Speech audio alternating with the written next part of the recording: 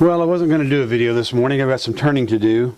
But every day on the forum, people have trouble turning flat pieces like this into round. The grain is running this direction, and they're using a spindle roughing gouge. And when they do that, they almost always have a bent tool or nasty catches. And I don't use a spindle roughing gouge for that. I use a bowl gouge or a spindle gouge. So I'm going to try to show you this morning how to use those safely instead of the spindle roughing gouge. This is an example of the tools I'm going to be working with this morning. This is what we call a spindle roughing gouge. You'll notice the shoulders come up very steep and very long. It's a U-shaped tool. The spindle gouge is much flatter. It doesn't have those high shoulders. A bowl gouge is more of a rounded tool. Usually often has a long wing like this, but it doesn't have to. It's much deeper flute, but doesn't have the wing to catch like the spindle roughing gouge. And then I have a detail gouge, which is a very shallow flute, same shaft shape as the bowl gouge, but the flute is very shallow, so it performs a lot of work like a spindle gouge. But because it's so thick, I can hang it over the tool rest a little farther, and I can reach in a little tighter places. Okay, the grain of the wood is running this direction, so I don't want to cut straight in like that. That would be cutting against the grain, so I wouldn't go in this way. And on a square piece, of course, it really wears you out trying to cut this edge to round. If I was using the spindle roughing gouge, these wings are kind of straight, and it's very, very easy to get that wing caught. It pulls the tool down, and then you get a catch. And it usually breaks the tool or bends it right there real bad. With a bowl gouge, you have some long, if I grind the wings back like that, what happens is the wood is simply sliding across that bevel, and you can't get a catch. See, I can stick it in there. Now what I do is I lower the handle down to where it's very low. I put the flute out toward me, and then I rotate the flute toward the wood until it starts to cut. See right there? And then you can simply pull the tool across. This is called a pull cut.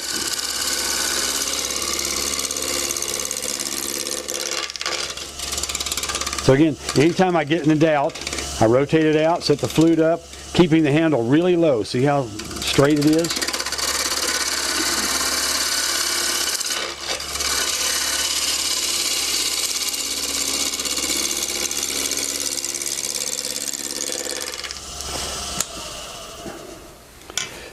So I can round that out the way I want.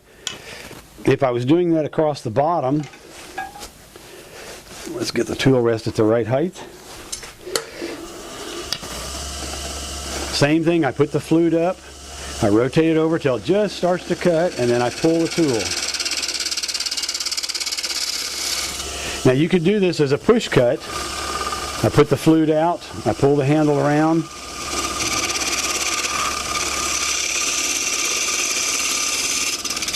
and I let it do the cutting. Now as I get around to the shoulder, of course, I have to move the handle way around to follow that direction. But because it doesn't have that shoulder like the spindle roughing gouge is, you don't usually get a catch on that. I still prefer this downward cut, the pull cut. This one has to go as a bowl this morning. So what I'm going to do is change over to one of my mirror blanks and show you how I round off the square edge. Okay, I've got a mirror blank on there, and typically what I would do is usually cut these corners off so they're round and it would go a lot faster for the turning. But in order to show you this more effectively, I thought it'd be nice to show how the corners are cut. I do lower the tool rest down. You'll see the center height is right there. I lower it down a little bit lower than normal. Run the speed of the lathe up. This is a fairly small mirror blank, and it's good and solid, so I'm not worried about breaking. This is a fairly small mirror blank, and it's good and solid, so I'm not worried about breaking. And see, again, you put the mirror, I put the bevel on the tool with the flute up, I rotate it in until it starts to cut, and then I can pull the tool across. This is called a pull cut, and because I've got the tool at this really steep angle, you see it's not going to catch, even though that area right there is totally out of square, and it would knock your tool pretty bad otherwise. Now if you're turning square pieces and you want to leave it square, you'll notice that I get tear out right here and right here. To eliminate that, part of that is the noise that you heard, I was forcing the tool. I was making it go very hard. By turning the cut up and taking a light cut. Now what I do is I listen to the sound. You can hear the difference between that and what I had a minute ago.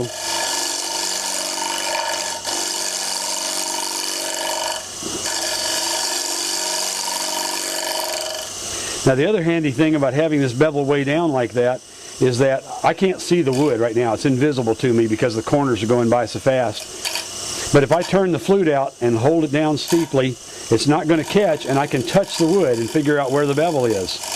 Now I simply lift the tool up and rotate it a little bit till it starts to cut, and I know exactly where the cut is even though I can't see the wood. Now the way you cut down on that noise is you don't force it into the wood so hard. You can see I've cleaned it up a little bit. I've got to go a little deeper, but it's taken away a lot of the tear out now.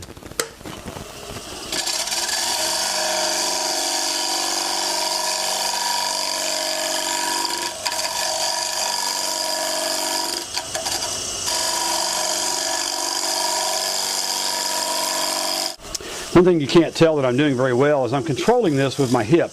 The tool is way down on my thigh almost. And by anchoring the tool right here, and then I simply pivot it with my leg, that's how I get that control of not pushing it on the bevel so hard. Put the handle low, rotate the tool till it starts to cut. And then I lift the handle because it now goes, it changes from a pull cut, which is this direction, to a push cut. I now have the flute pointing toward the left. Slow down right there at that last little bit so you don't break it out. And now I should have a nice round edge to work from. One more time. I start here, put the flute up, find my bevel. Rotate the tool till it starts to cut. Pull the tool. Then as I go around the corner, I rotate the tool so the flute goes toward my left. And I shape the mirror edge.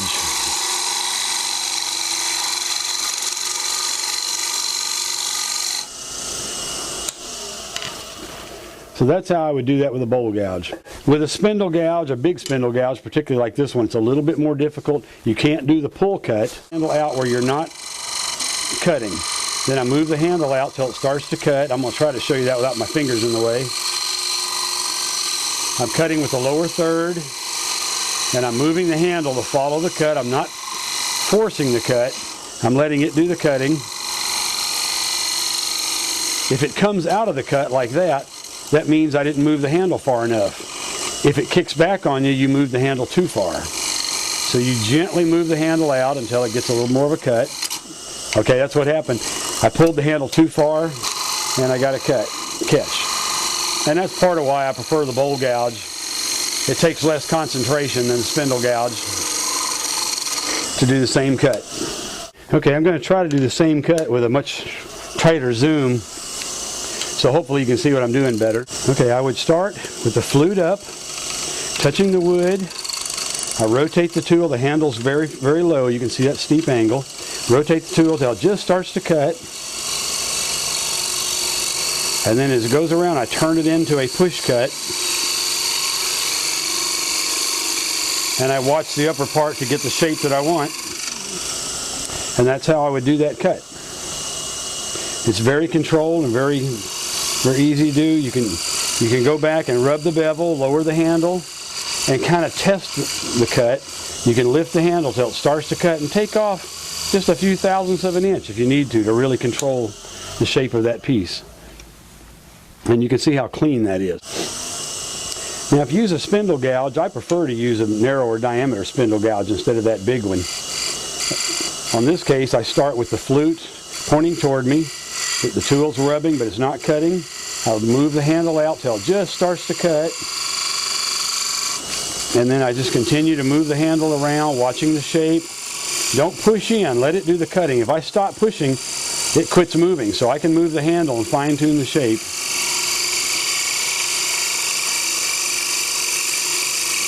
Keep moving the handle, keep getting that shape right. Again, don't push in. If I stop, it stops. So I've got a bounce right there, which means I didn't have it cut real clean. Now again, I don't want to force it. I forced it right at the end, and it'll break out that corner and give me some tear out. Okay, I hope that helps someone. The spindle roughing gouge is why we're trying to call it a spindle roughing gouge instead of a roughing gouge. It's not a good tool to use on a side grain bowl or side grain platter. For that, you should use a spindle gouge, a bowl gouge, or a spindle gouge. They're much better tools for that purpose.